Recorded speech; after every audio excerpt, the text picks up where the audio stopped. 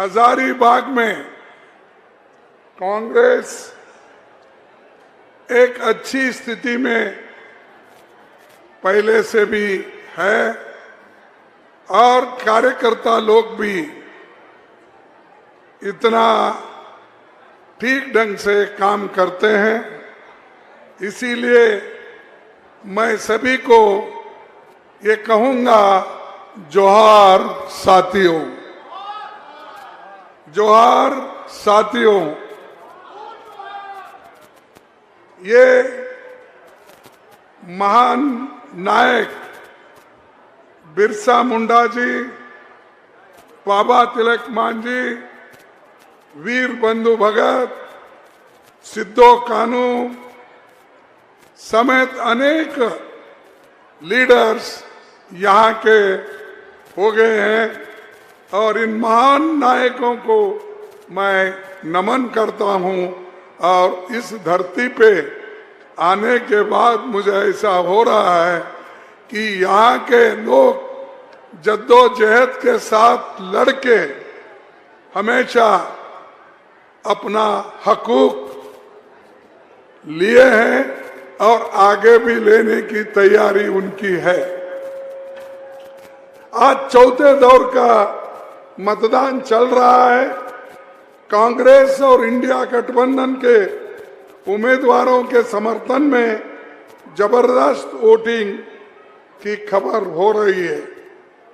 मोदी जी और बीजेपी सरकार का वापिस आना अब नामुमकिन है। हजारीबाग कांग्रेस के इतिहास में एक विशेष महत्व रखता है।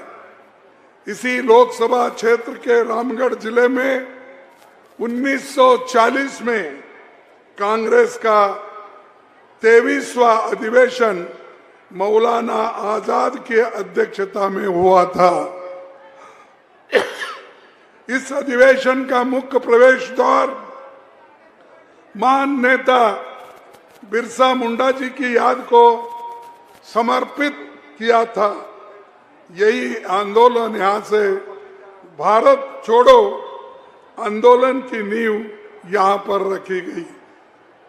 जज्बा हजारीबाग के अंग्रेजी हुकूमत के खिलाफ तब दिखाया, उसी जज्बे को फिर से दिखाने और संविधान और लोकतंत्र बचाने की यहाँ पर एक बहुत बड़ा वक्त आया है। भाइयों, देखो, आप थोड़ा शांति से सुनिए। थोड़ी देर में मैं अपनी बात रख के समाप्त करता हूं। संविधान और लोकतंत्र ये खतरे में है और ये जब खतरे में है तो यहां पर बैठे वाले सभी लोग खतरे में हैं। क्योंकि अगर वोटिंग का अधिकार आपको नहीं, नौकरियों का अधिकार आपको नहीं और जो आपको बुनियादी हक मिले हैं, जिसको हम फंडामेंटल राइट्स कहते हैं, अगर वही नहीं है तो कोई काम के नहीं रहेंगे। जैसा कि आजादी के पहले हम गुलाम थे, आदिवासी, दलित, पिछड़े, ये सभी लोग गुलाम के जैसे थे। अगर फिर संविधान चले गया, फिर हम गुलाम बनेंगे और फिर गुलाम बन के ही रहेंगे। और जितने भी लोग ये चाहते हैं कि अपने हकूक की रक्षा करें, अपने बुनियादी हकों को हिफाजत करे, तो वो संविधान को सपोर्ट करे और कांग्रेस पार्टी को और गठबंधन को सपोर्ट करके आगे बढ़े। यही मैं चाहता हूं। आज हमारी गठबंधन बड़ी मजबूत है। यहां पर हेमंत सोरेन जी हो और बाकी और दूसरे पार्टियों के साथ भी हमारा गठबंधन है। गठबंधन हमने इसलिए किया कि मोदी को अगर हराना है बीजेपी को अगर हराना है तो हम सभी लोग मिलके एक होके अपने हकूक के लिए लड़के संविधान और लोकतंत्र को बचाने के लिए हम एक हो गए।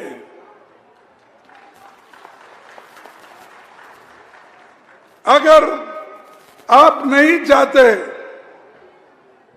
इसको बचाना तो ये आपकी मर्जी है, लेकिन हम आखिरी खून तक, जैसा कि महात्मा गांधी जी ने इस देश को आजादी दिलाई, नेहरू जी ने यहां पर जमहूरियत का जो पाया डाला और बाबा साहब अंबेडकर ने देश के लिए संविधान बनाया, ये सारी चीजें हमारे लिए उन्होंने की, लेकिन इसको बचाने का काम अपना है।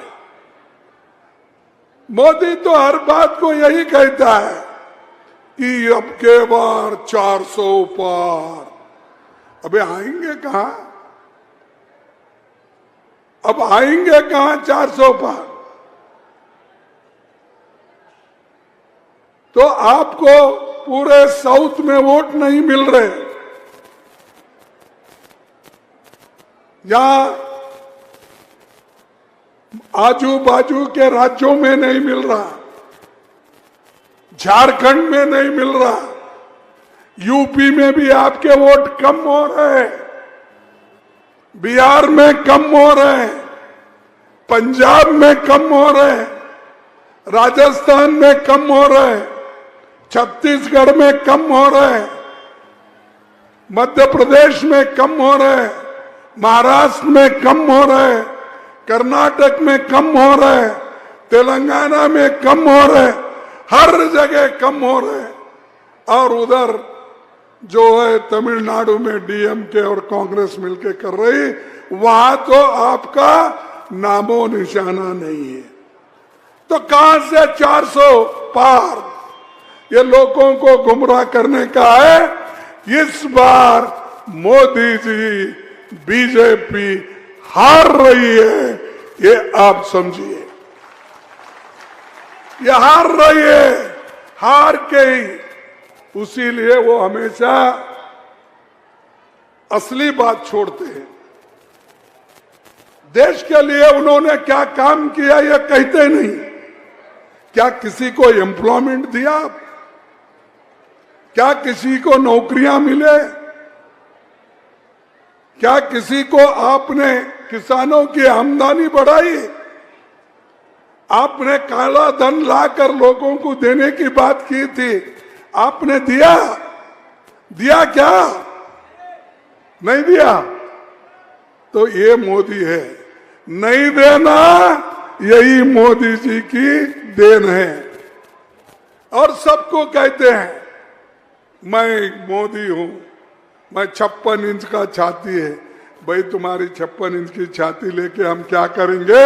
हमको पेट को खाना दो, हाथ को काम दो और हर नौजवान को नौकरी दो, ये हम चाहते हैं। लेकिन ये कर रहे नहीं, ये करना भी नहीं चाहते। लेकिन गठबंधन की सरकार आएगी, हम जरूर ये सारी चीजें, एक तो संविधान की हिफाजत भी करेंगे और ये जो आरक्षण को खत्म करने वाले लोग हैं, आरएसएस और बीजेपी, इनको भी हम मिटा देंगे। इसलिए आपकी मदद की जरूरत है। जब तक आप ठीक ढंग से नहीं सोचेंगे तो आपको भी तकलीफ है, और आप तकलीफ और भी सहना चाहते हैं और भी गुलामी में रहना चाहते हैं। एक तो ब्रिटिश चले गया, उसके लिए तो सभी लोग लड़े, और ये दूसरा डिक्टेटर आया है, ये दूसरा हुकुमशाह हर एक को डरा रहा है। और हेमंत सोरेन को तो डराया। उसने ये कहा भाई अगर तुम हमारा साथ देते तो आपको हम जेल नहीं भेजेंगे। अगर आप कांग्रेस के साथ गठबंधन के साथ अगर रहेंगे तो आपको सीधा ईडी में जेल भेजेंगे। लेकिन मैं तारीफ करता हूं उस हेमंत सोरेन की, उसने कहा मैं जेल जाना पसंद करूंगा लेकिन आपके साथ कभी नहीं आऊंगा। मैं कांग्रेस के साथ गठबंधन के साथ रहूंगा लेकिन बीजेपी के सामने कभी सर नहीं झुकाऊंगा, चाहे वो सर कट जाए लेकिन मैं झुकूंगा नहीं।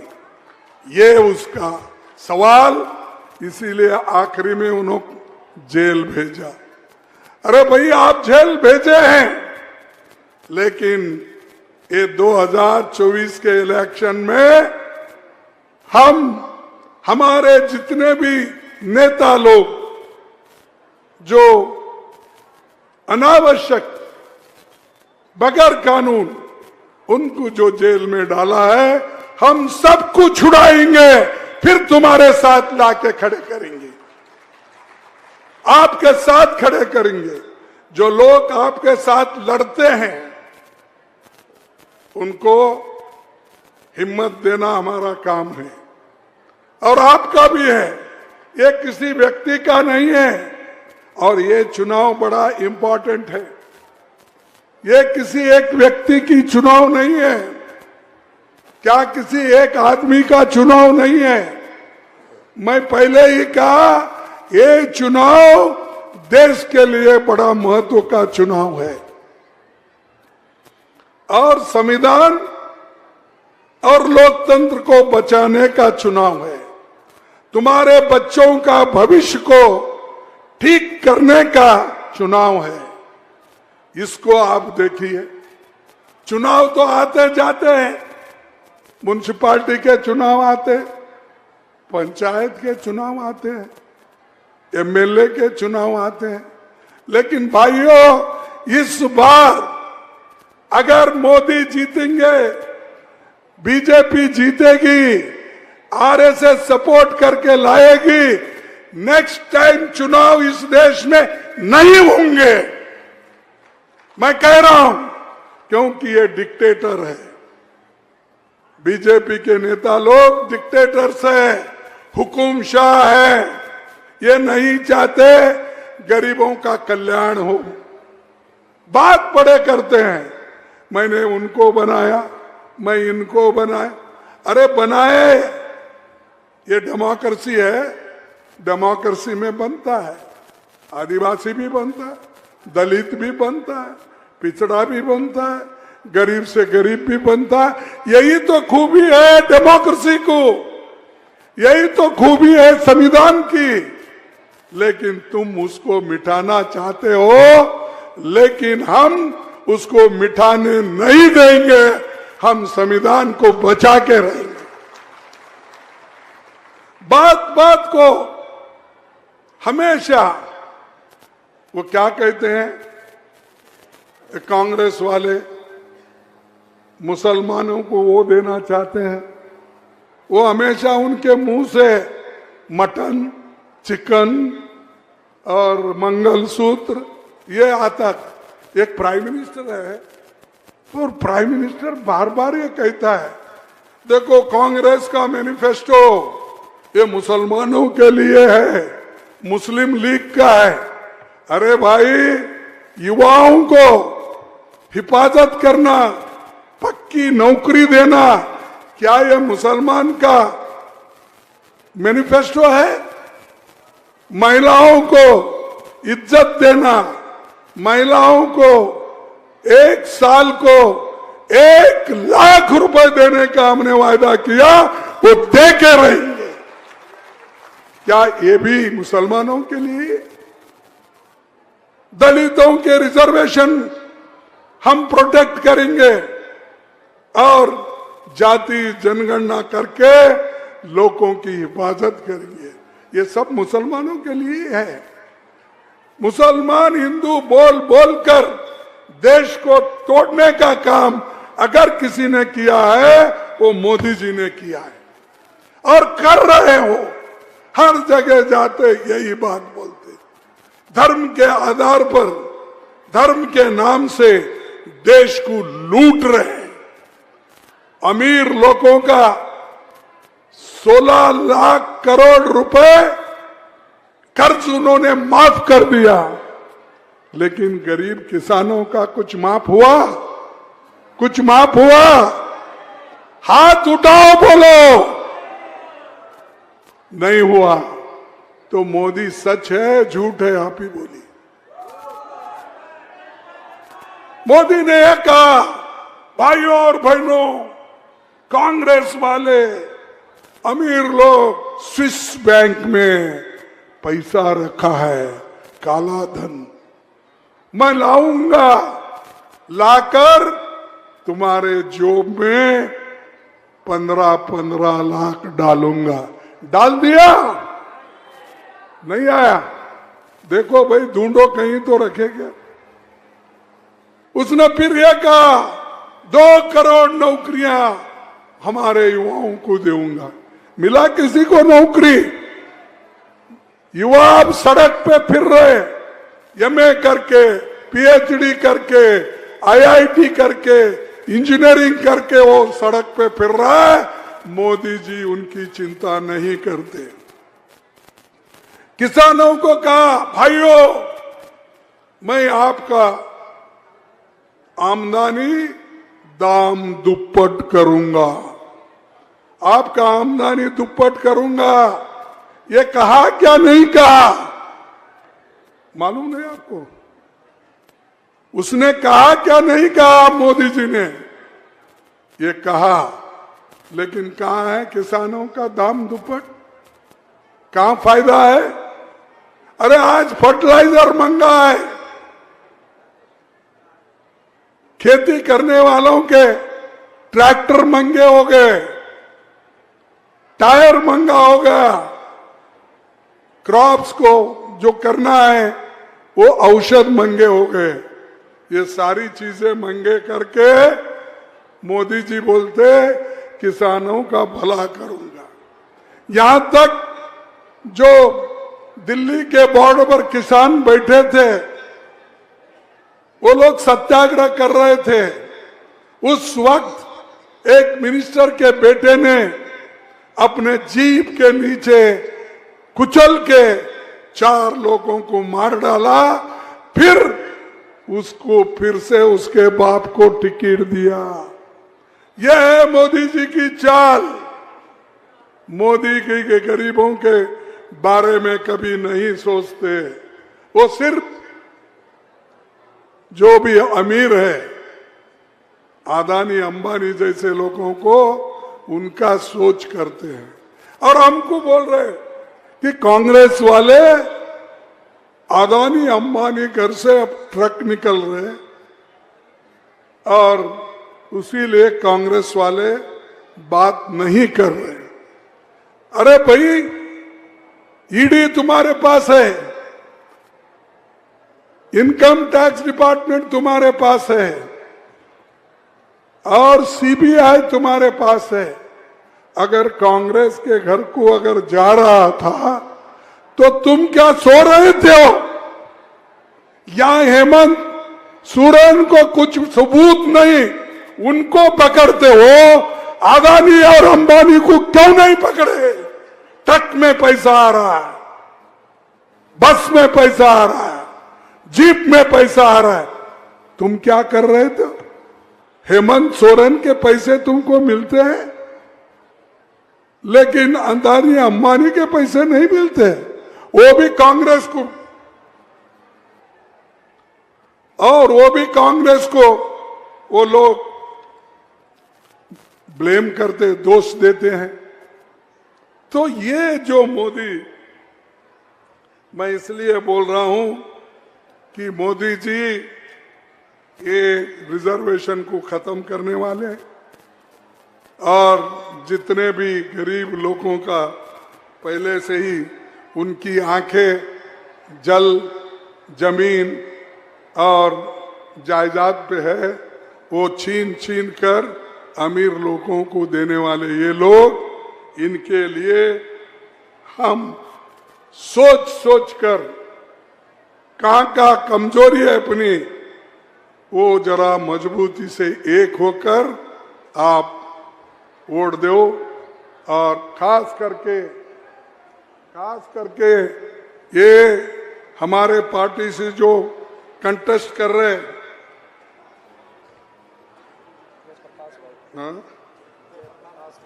हाँ हमारे जयप्रकाश पटेल भाई, अच्छा भाई लगाना फिर, अच्छा जयप्रकाश भाई पटेल ये हमारे उम्मीदवार है, इसीलिए इनको चुन के भेजो, मोदी जी घर को जाएंगे। हेमंत बाहर आएंगे, ये पार्लियामेंट के अंदर जाएंगे, मोदी ये देश के बाहर जाएगा। उन लोगों को ढूंढते, वो चौकसी कहाँ है, वो कहाँ है, ये कहाँ है, इन लोगों को देखते हुए वो जाएंगे। इसीलिए मैं आप तमाम भाइयों से ये कहना चाहता हूं कि ये जो आज ईडी, सीबीआई, आईटी का जो इन्होंने गैर फायदा उठाकर लोगों को डराने की कोशिश कर रहे हैं, और इनको हम रोकना है। ये रोकने के लिए हम सभी लोग एक होना। यहाँ कोयले के खान बहुत है, बीजेपी का तो कोयला घोटाला आपको मालूम है, वो जहां भी घोटाला करते हैं वो मानते नहीं। जब कांग्रेस उनके घोटाले को निकालती है तब वो कहते हैं ये तो होते रहता है। तो इसलिए भाइयों, एक 3-4 बातें मैं करूंगा। जो एक तो 5 हमारे न्याय है, मैंने जब भी गिना कि युवा न्याय, नारी न्याय, श्रम न्याय और अपने एक जनगणति, ये इसका न्याय हमने दे रहे हैं, लेकिन इसके साथ 25 गारंटी दे रहे हैं। 25 गारंटी वो हम महिलाओं से लेकर युवाओं तक और कहीं देश के किसानों तक हमारा पहुंच है। ये जरूर करके हम दिखाएंगे। हम कैसा भी वक्त आने दो, एक होकर ये चीजें हम करेंगे। पैसा तो इन्होंने बहुत बनाया, टीके वाली कंपनियों से पैसा लिया, गुजरात में पुल गिर गया वो कॉन्ट्रैक्टर से पैसा लिया, उत्तराखंड में सुरंग बनाने में पैसा लिया, हर किसी से मोदी जी से चंदा, जो चंदा देता है मोदी जी ने उसको धंधा दिया, कॉन्ट्रैक्ट दिया, और इतना पैसा लिया इलेक्शन में उनके पास, उनकी कंपनी घाटे में है तो भी लाओ लाओ लाओ लाओ लाओ लेकर भर दिए। आज बीजेपी पार्टी इतनी अमीर बन गई है, दुनिया की सबसे बड़े अमीर पार्टी ये जो हमारी बीजेपी वाले हैं। कहां से आए पैसे? एक बार तो थैला डाल के तुम चंदा पूछते थे, अब कहां से इतने पैसे तुम्हारे पास आए? क्योंकि लोगों को डरा डरा के 800 लीडर्स को तुमने धमकी देके पैसे वसूल किया, उनको पार्टी में लिया। और दूसरी चीज मैं बताना चाहता हूं, जो उनके पार्टी में जाते हैं वो स्वच्छ बनते हैं। यह शाह मोदी जी कांग्रेस के पास अगर झारखंड के हमारे हेमंत जी के साथ है, या टीएमसी के साथ है, या आपके साथ है, या किसी भी पार्टी के साथ है, शिवसेना के साथ थे पहले, उन लोगों को पकड़ते पकड़ते उनको डराते उन्होंने अपने पार्टी में लिया। किसी को चीफ मिनिस्टर बनाना, किसी को डिप्टी चीफ मिनिस्टर बनाया, किसको मंत्री बनाया। अरे भाई, जब तक हमारे पास थे उनको तुमने कहा ये करप्ट है, करप्शन मैं कभी टॉलरेट नहीं करूंगा, भ्रष्टाचार के खिलाफ हूं बोले। अब कहां है आप? वही भ्रष्टाचारी इनके मंडी पे इनके बगल में बैठे हैं। आपको मालूम है ना, ये मंडी पे बैठे और वो लोग अब स्वच्छ हो गए, क्योंकि शाह के पास एक बहुत बड़ी मशीन है। लॉन्ड्री में एक बहुत बड़ी वॉशिंग मशीन उन्होंने खरीदा है। कपड़े डाले तो धोके हैं, ठीक है, लेकिन इनके पास ऐसा मशीन है, आदमी कलंकित आदमी भी अगर उसको अंदर डाले वो क्लीन होके बाहर आ जाता। यह शाह की और मोदी जी की जो कहना है कि वो क्लीन हो गया क्योंकि वो बीजेपी में आया। तो इसलिए ऐसे लोगों को आप दूर रखिए और कांग्रेस पार्टी के उम्मीदवार को आप चुनिए। और हर जगह जो गठबंधन के हैं, हमारे झारखंड के और कांग्रेस के, सीपीआई के और दूसरे पार्टी हमारे आरजेडी के, इनको जिता के लाओ और आप देखो इस देश में एक नया उत्साह, नया ऊर्जा आएगा और हम लोग एक संविधान को और लोकतंत्र को बचाएंगे। बचाएंगे या नहीं? बचाएंगे। आप शपथ लो, घर घर जाओ, लोगों से मिलो और हमारे जितने भी गारंटीज है वो बताओ, तभी कुछ होता। घर में बैठे तो कुछ नहीं होता, घर घर आपको जाना पड़ेगा। मैं इतना कहते हुए अपना विराम लेता हूं, लेकिन आखिरी में 2 स्लोगन मैं देता हूं।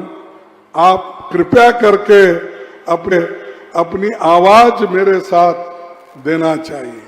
मैं कहूंगा मोदी हटाओ, आप कहेंगे देश बचाओ। मोदी हटाओ, मोदी हटाओ, मोदी हटाओ। जय हिंद।